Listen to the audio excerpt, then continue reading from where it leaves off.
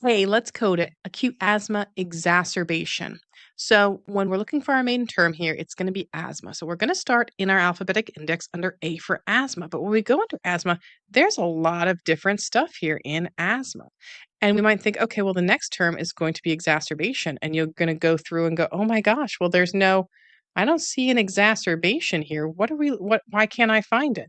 Well, if we go actually here under the term with, we'll actually find it under there. Now, be careful because when you're going to this next indentation under with, you might see here exacerbation and think, oh my gosh, like this is it.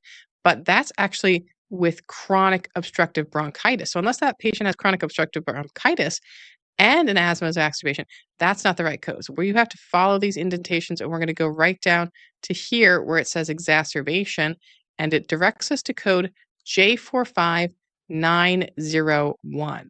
And then we go to our tabular list, we look up J45901, and it says unspecified asthma with acute exacerbation.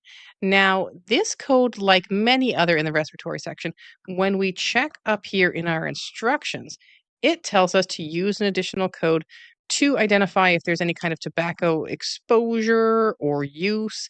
But if we just know that the patient had an asthma exacerbation, we don't know if they used tobacco or they didn't use tobacco.